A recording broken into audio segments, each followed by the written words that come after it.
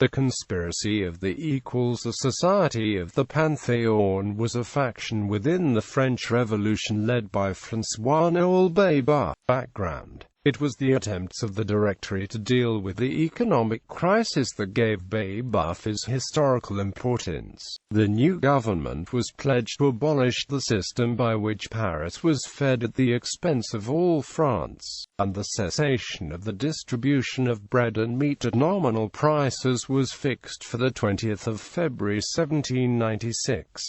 The announcement caused the most widespread consternation. Not only were the workmen and the large class of proletarians attracted to Paris by the system, but rentiers and government officials, whose incomes were paid in assignats on a scale arbitrarily fixed by the government, saw themselves threatened with starvation. The government yielded to the outcry, but the expedients by which it sought to mitigate the evil, notably the division of those entitled to relief into classes, only increased the alarm and discontent. The universal misery gave point to virulent attacks by Babeuf on the existing order, and gained him a hearing. He gathered around him a small circle of followers known as the Société des Égards, soon merged with the rump of the Jacobin Club, who met at the Panthéon, and in November 1795 he was reported by the police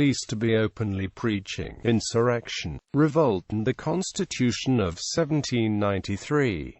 They were influenced by Sylvain Maréchal, the author of Le Manifeste des Égards and a sympathizer of Babeuf. Growth. For a time the government, while keeping itself informed of his activities, left him alone. It suited the Directory to let the socialist agitation continue, in order to deter the people from joining in any royalist movement for the overthrow of the existing regime. Moreover, the mass of the ouvriers, even of extreme views, were repelled by Babeuf's bloodthirstiness, and the police agents reported that his agitation was making many converts for the government. The Jacobin Club refused to admit Babeuf and Lebois on the ground that they were égorgeurs. With the development of the economic crisis, however, Babeuf's influence increased. After the Club of the Panthéon was closed by Napoleon Bonaparte on the 27th of February 1796, his aggressive activity redoubled. In Ventos and Germinal he published, under the nom de plume of Lalande, Soldat de la Patrie, a new paper, the Éclaireur du Peuple, à la défense devant GT 5 millions d'opprimes, which was hawked clandestinely from group to group in the streets of Paris.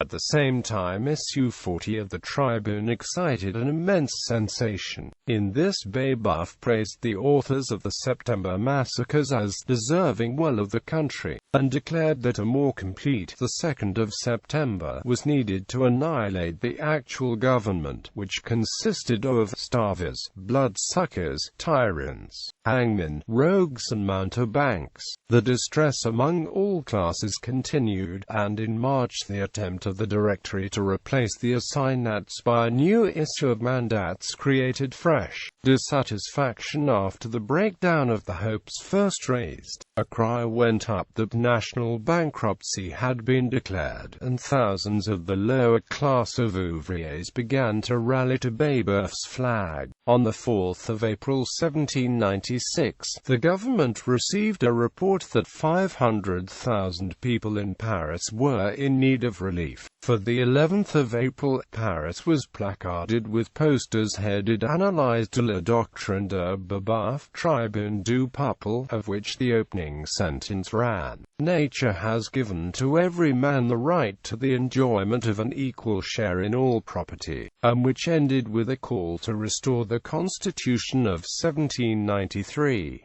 Fall of the conspiracy. Babeuf's song Mourant de Fame, Mourant de Freud, set to a popular tune, began to be sung in the café, with immense applause, and reports circulated that the disaffected troops of the French Revolutionary Army in the camp of Grenelle were ready to join an insurrection against the government. The Directory thought it time to react. The Bureau Central had accumulated through its agents, notably the ex-captain Georges Grisel, who had been initiated into Babeuf's society. Complete evidence of a conspiracy for an armed rising fixed for Floréal 22 year IV, in which Jacobins and socialists were combined. On the 10th of May, Babeuf, who had taken the pseudonym Tisset, was arrested. Many of his associates were gathered by the police on order from Lazare Carnot. Among them were Augustin Alexandre Dardet and Philippe Buonarroti, the ex-members of the National Convention, Robert Lindet, Jean-Pierre-André Amar, Marc-Guillaume Alexis Vadia and Jean-Baptiste Drouet, famous as the postmaster of Saint-Ménehould, who had arrested Louis XVI during the latter's flight to Varennes, and now a member of the Directory's Council of 500.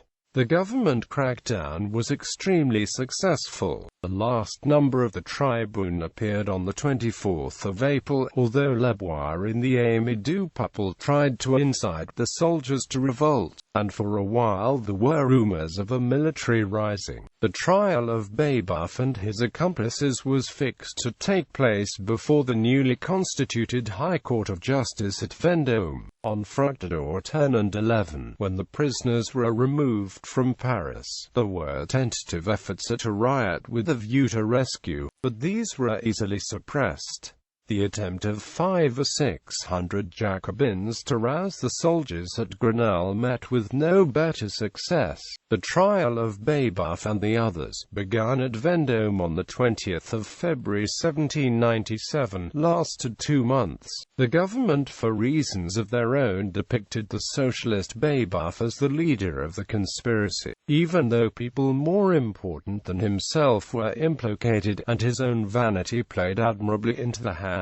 On Prairial 7, Babeuf and others were condemned to death. Some of the prisoners, including Buonarroti, were deported. The rest, including Vadia and his fellow conventionals, were acquitted. Drouet had succeeded in making his escape, according to Paul Barris, with the connivance of the Directory. Babeuf and others were guillotined the next day at Vendôme, Prairial 8, without appeal. Legacy. Although the words anarchist and communist did not exist at the time of the conspiracy, they have all been used to describe its ideas by later scholars. The English word communism was coined by Goodwin Barmby in a conversation with those he described as the disciples of Babeuf.